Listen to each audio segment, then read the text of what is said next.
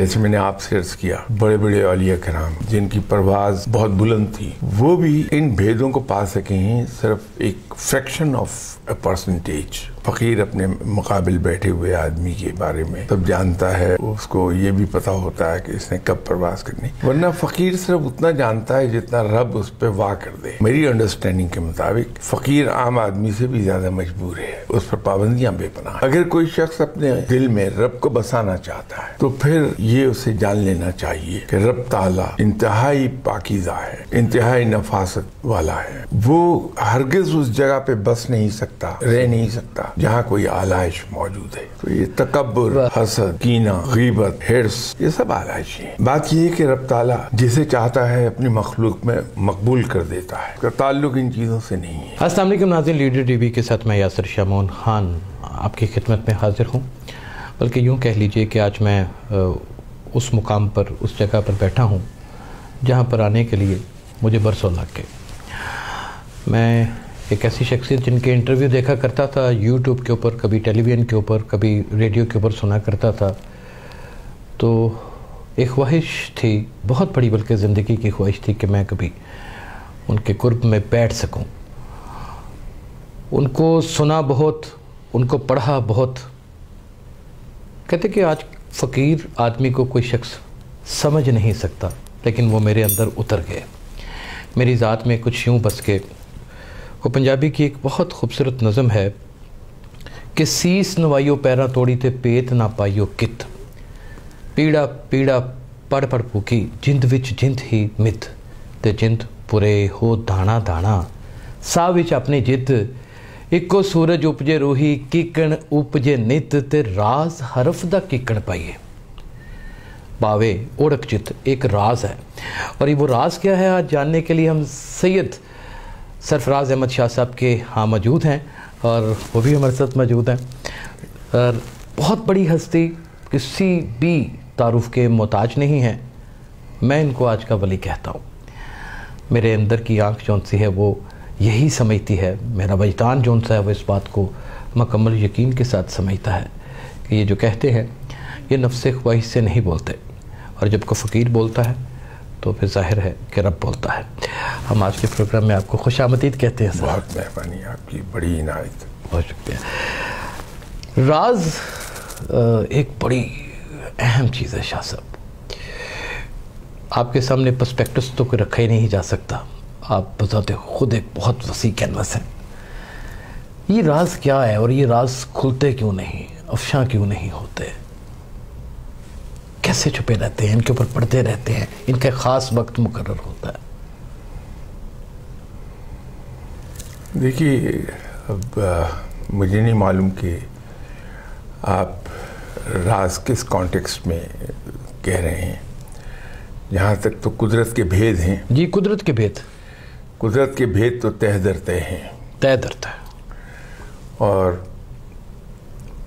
ان کو مکمل طور پر کوئی نہیں پا سکا واہ، ما سوائے ایک ہستی صلی اللہ علیہ وسلم کے۔ سبحان اللہ۔ ورنہ کوئی درویش، کوئی ولی اللہ کسی بھی مقام پر کوئی نہیں فائز۔ صحیح۔ وہ غور و فکر کے ذریعے اور علم کے ذریعے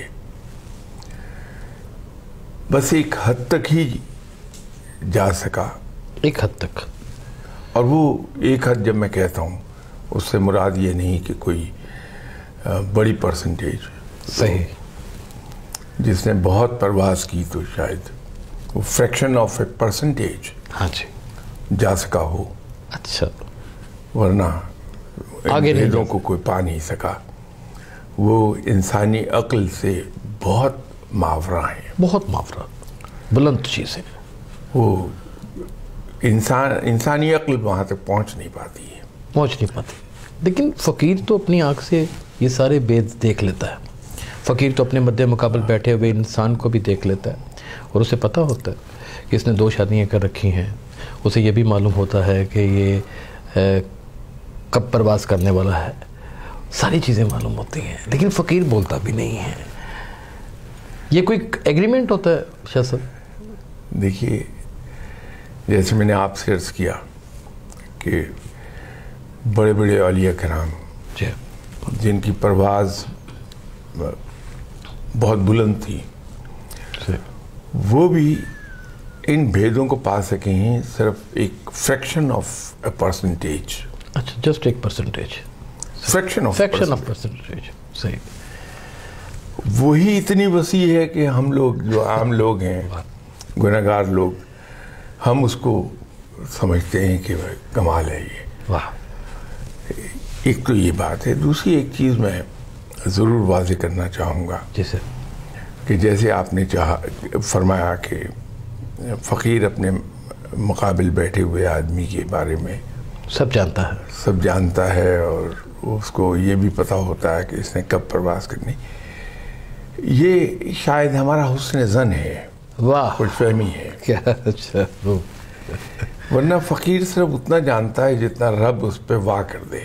واہ واہ واہ واہ. اس کی عنایت کے اوپر ڈپینڈ کرتا ہے وہ کلیتاً رب تعالیٰ کی مہربانی پر ہے. صحیح. ورنہ فقیر تو بیچارہ اپنے کمر پہ بیٹھی ہوئی مکھی اڑانے پر بھی قادر نہیں ہے. اللہ اکبر. تو اور میں تو ایک عرض یہ کروں گا کہ میری انڈرسٹینڈنگ کے مطابق فقیر عام آدمی سے بھی زیادہ مجبور ہے. عام آدمی سے بھی زیادہ. اس پر پابندیاں بے پناہ ہیں, حدود لگی ہوئی ہیں اس کے اوپر. اس لیے کہ اگر رب تعالیٰ کسی شخص پر عنایت کر دے جی کہ اس کو ایک ہلکی سی جھلک دیکھنے کی اجازت دے دے, واہ, تو اس کے لیے بھی اتنا بڑا ظرف اس کو چاہیے جس میں سمندر بھی غرق ہو جائیں. ہاں ہاں ہاں, کیا خوبصورت. واہ واہ واہ. ناظرین یہ کیا خوبصورت جملہ تھا, اور یہ کتنی بڑی حقیقت ہے جو آپ آج کھل کے ہمارے یہاں ہو گئی ہے. دنیا آپ کے پاس آتی ہے اور وہ اس یقین کے ساتھ آتی ہے کہ آپ سے فیض مل جائے گا, کرم ہو جائے گا, اور بیمار آدمی آتا ہے تو شفا کے لیے آتا ہے. لیکن ہمارے معاشرے میں ہر طرح کی برائیاں اور ہر طرح کی بیماریاں موجود ہیں, لیکن کچھ ایسی ذہنی بیماریاں ہیں جس میں تکبر ہے, جس میں مختلف قسم کے فہم میں مبتلا ہو جانا ہے, جس میں اپنے آپ میں جسے اپنی میں رہنا کہتے ہیں وہ ہے, ایک عجیب سا تناؤ کا شکار ہو جانا کہتے ہیں. شاید وہ انسائٹڈ ہوتا ہے لیکن وہ تناؤ کا شکار ہوتا ہے, جس میں خود فہمی ہوتی ہے بہت ساری, اور خود فریبیاں ہوتی ہیں, بے ثباتیاں بڑی پیدا کر کے بیٹھا ہوتا ہے. اپنی من پسند اپنے زاویے سے طے کرتا ہے. وہ چاہتا ہے کہ جس چشمے سے میں دیکھتا ہوں اسی چشمے سے پورا ہی معاشرہ دیکھے. فقیر ان سب بیمار آدمیوں کے لیے کیا کرتا ہے, ان کو کیا کہتا ہے, کیا ایڈوائز کرتا ہے؟ میں یہ اس لیے آج آپ سے یہ سوال کر رہا ہوں کہ یہ لوگ یہ سوال کرتے ہی نہیں ہیں. یہ ایسی برائی ہے جو اپنی بیان کرنا ہی ممکن نہیں بناتے. پہلی بات تو یہ ہے کہ جو واقعی فقیر ہے, ہاں جی, وہ کبھی کسی کو نصیحت نہیں کرتا. واہ. وہ ایک سنت پہ عمل کرتا ہے. صحیح. کہ اپنی ذات پر قواعد و ضوابط کو اپلائی کرتے رہو. واہ. دیکھنے والا اس کو دیکھ کے انسپائر ہوتا ہے, وہ اسی راہ پہ چل پڑتا ہے. بہت ہو. واہ. تو نصیحت سے تو لوگ دور بھاگتے ہیں, گھبراتے ہیں. وہ دور بھاگ جاتا ہے نصیحت سے, دور بھاگ جاتا ہے. صحیح. فقیر اپنے سے دور نہیں بھگاتا کسی کو, اپنے قریب کرتا ہے. وہ قریب کرتا ہے کہ قریب آنے والا بندہ اس سے انسپائر ہوتا ہے اور صحیح سمت میں اس کا سفر شروع ہو جاتا ہے. واہ. جس کو آپ نے ذہنی امراض کہا, ادھر حقیقت قلبی علائشیں ہیں. اچھا, اللہ اکبر. یہ کیا خوبصورت لفظ آپ نے بولا ہے کہ قلبی علائشیں ہیں. علائشیں ہیں. یہ بڑا ایک دل کو ہلا دینے والی بات کر دی شاہ صاحب آپ نے. تو یہ معاف کیجیے, اگر کوئی شخص اپنے دل میں رب کو بسانا چاہتا ہے, واہ, تو پھر یہ اسے جان لینا چاہیے کہ رب تعالیٰ انتہائی پاکیزہ ہے، واہ انتہائی نفاست والا ہے، واہ، وہ ہرگز اس جگہ پہ بس نہیں سکتا، رہ نہیں سکتا صحیح، جہاں کوئی آلائش موجود ہے۔ ہاں ہاں ہاں، واہ واہ واہ واہ واہ، تو یہ تکبر، واہ واہ، حسد، کینہ پروری، غیبت، حرص، حرص، یہ سب آلائشیں ہیں۔ سب آلائش، تو واہ واہ، اگر یہ خواہش ہے کہ رب میرے دل میں بس جائے آ کے، واہ، تو پھر دل کو دھو لینا چاہیے ان تمام چیزوں سے۔ اگر وہ چاہتا ہے کہ میرے دل میں رب بس جاتا ہو، اگر اس چیز کا خواہش مند ہے، دیکھیے کسی بھی چیز کی ابتدا نیت سے ہوتی ہے، ارادے سے ہوتی ہے، پھر ہی قدم اٹھتے ہیں اس طرف۔ واہ واہ واہ، تو اگر یہ نیت پہلے ہوگی کہ رب میرے قلب میں آ بسے، یہ خواہش آئے گی، واہ یہ شوق آئے گا، واہ واہ، تو پھر ہی وہ اس سمت میں سفر کرے گا، ورنہ نہیں کر پاتا، رک جائے گا وہیں پہ، وہ آگے سفر چلتے ہی نہیں اس کا۔ کرتے ہی نہیں ہے۔ تو رب کو دل میں بسانے کے لیے اسے آلائشوں سے پاک کرنا ضروری ہے، علائشوں سے پاک کرنا ضروری ہے۔ اور یہ ساری ناظرین ذہنی امراض جن کا میں نے ذکر کیا، کینہ پروری، گھمنڈ، اپنے آپ میں رہنا اور لوگوں کے لیے حسد کرنا، اندر جلاپے پیدا کر کے رکھنا اور لوگوں کو ڈومینیٹ کرنے کی کوشش کرنا، کسی نہ کسی طریقے سے کوئی فریب کر جانا، یہ ساری چیزیں قلبی علائشیں ہیں۔ یہ کتنی بڑی ہمارے لیے سیکھ ہے کہ میرے خیال میں اگر جن لوگوں میں ہیں تو وہ اپنا علاج کر لیں، خلقت بھی اس کے ساتھ نہیں ملے گی اتنی دیر میں میرے خیال میں، جب تک وہ اپنی ان علائشوں کو دور نہیں کرے گا۔ بات یہ ہے کہ رب تعالیٰ جسے چاہتا ہے اپنی مخلوق میں مقبول کر دیتا ہے۔ واہ واہ واہ واہ واہ، اس کا تعلق ان چیزوں سے نہیں ہے، اچھا ان چیزوں وہ تو کلیتاً رب ہے، قریتاً رب ہے، اس کی مرضی ہے، واہ واہ، وہ اپنی مخلوق میں کسی کو مقبول کر دے، کسی کو باعزت کر دے، کسی بھی طریقے سے، کسی بھی طرح، رب تعالیٰ کی عنایت ہے۔ یہ اس کی عنایت ہے۔ واہ واہ واہ، کیا خوبصورت، کیا خوبصورت بات۔ ناظرین، سرفراز شاہ صاحب اس وقت ہمارے ساتھ موجود ہیں، ہم آج ان سے بہت سارے وہ سوالات بھی کریں گے جن کو آپ سننا چاہتے ہیں۔ میں جسارت کروں گا ایک سوال کرنے کی کہ آپ فقیر بھی ہیں سر، آپ کی باتوں میں اثر بھی ہے، آپ کے پاس بیٹھ جائیں تو میں جو محسوس کرتا ہوں خوشبو، وہ عام لوگوں میں سے نہیں آتی، آپ میں سے آتی ہے۔ یہ کوئی ایسا پرفیوم نہیں ہے، کیونکہ میں پرفیوم کا بڑا شوقین آدمی ہوں، آپ کے اندر سے ایک الگ خوشبو آتی ہے۔ لیکن اب فقیر بھی ہیں، پوشاک بھی بہت مہنگا پہنتے ہیں، گھڑی بھی بڑی اچھی استعمال کرتے ہیں، گاڑیاں بھی آپ ایک بہترین قسم کی رکھتے ہیں، انٹیریل ڈیکوریشن، یہ ساری چیزیں جو ان سی ہیں یہ بھی آپ کی بڑی اعلیٰ کوالٹی کی اور بہت دل کو مو لینے والی ہوتی ہیں۔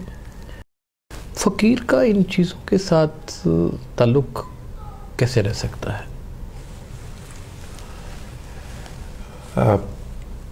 پہلی بات تو شمون صاحب میں عرض کر دوں کہ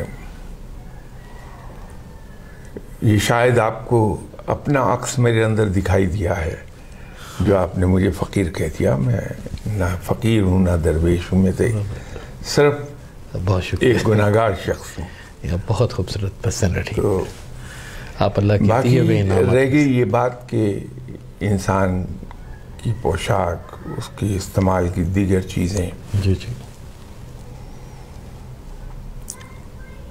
ایک بار ایک صاحب میرے ساتھ ان بزرگ کی خدمت میں حاضر ہوئے تھے جہاں میں جا کے بیٹھا کرتا تھا، اچھا جی، اچھا میرے قریبی دوست تھے، انہوں نے خواہش کا اظہار کیا کہ میں ملنا چاہتا ہوں۔ جی سر، تو ان بزرگ نے یہ عزت کی کہ یہ وہ میرے دوست ہیں، تو اپنے ہاتھ سے کھانا پکا کے انہیں پیش کیا کہ کھائیے۔ واہ واہ، وہ دیسی بکرے کا دیسی گھی میں پکا ہوا بلکہ بھنا ہوا گوشت تھا۔ لاجواب، واہ واہ، تو میرے دوست بہت تعلیم یافتہ، بلکہ لرنڈ زیادہ تھے تعلیم یافتہ سے، لرنڈ زیادہ تھے، تو انہوں نے ایک سوال پوچھا جس کو میں یہ سمجھا کہ وہ آؤٹ آف کیوروسٹی ٹھیک ہے. اپنے علم میں اضافے کے لیے سوال پوچھ رہے ہیں، لیکن جب جواب دیا ان بزرگ نے تو مجھے احساس ہوا کہ وہ شاید اس سوال میں کوئی طنز تھی. تو انہوں نے